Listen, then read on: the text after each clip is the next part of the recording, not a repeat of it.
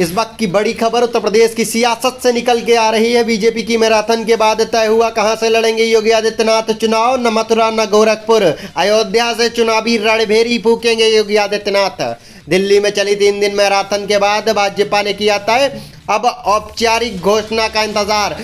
बड़ी जानकारी अहम खबर के साथ हम हाजिर। आपको बता दें, जितना ही चुनाव नजदीक आ रहा है, चुनाव उतना ही दिलचस्प होता जा रहा है। सभी पार्टियां मैदान में चुनाव की जंग लड़ने के लिए खड़ी हैं। अब बस इंतजार है तो प्रत्याशियों के नाम की लिस्ट जारी होने का। फिलहाल भाजपा की 3 दिन चली मैराथन के बाद भाजपा ने एक टिकट तो लगभग कन्फर्म ही कर लिया है। 3 दिन तक मंथन के बाद योगी आदित्यनाथ अब अयोध्या से चुनाव लड़ेंगे।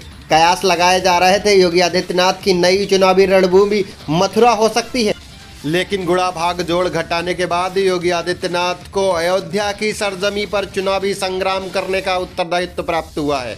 हालांकि माना जा रहा है कि अयोध्या भाजपा के लिए वो सीट है जहां से बड़ी आसानी से विजय पताका लहराई जा सकती है और यहां के विधायक सांसद भी भाजपा से हैं।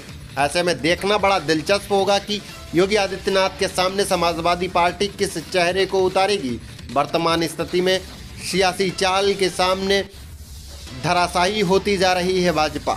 आपको बता दें, अब इंतजार उस नाम का है जो योगी आदित्यनाथ के सामने लाया जाएगा। हालांकि वर्तमान की स्थिति में भाजपा को कई बड़े झटके लग चुके हैं। मंत्री भाजपा को छोड़ रहे हैं, वहीं विधायकों की लाइन लगी हुई है भाजपा को टाटा बाय बाय करने में। ऐसे में भाजपा को बड़ी सोच समझ और समझदारी के साथ हर एक निर्णय को लेना पड़ेगा। 2022 में सरकार बनानी है भाजपा को, तो निर्णय बड़ी समझदारी के साथ कदम फूंक फूंक कर रखना होगा भाजपा को। देखा जाए तो समाजवादी पार्टी की चाल भाजपा पर भारी पड़ती नजर आ रही है। स्वामी प्रसाद मौर्य 14 जनवरी को बड़े ऐलान करने वाले हैं। साथ ही उन्होंने कहा है कि भाजपा के ताबूत पर अंतिम कील भी होगी। अब इंतजार होगा स्वामी प्रसाद मौर्य के द्वारा लगाई गई अंतिम कील का। देखना होगा किस तरह से स्वामी प्रसाद मौर्य भाजपा पर अंतिम कील लगाते हैं, भाजपा के ताबूत पर अंतिम कील लगाते हैं।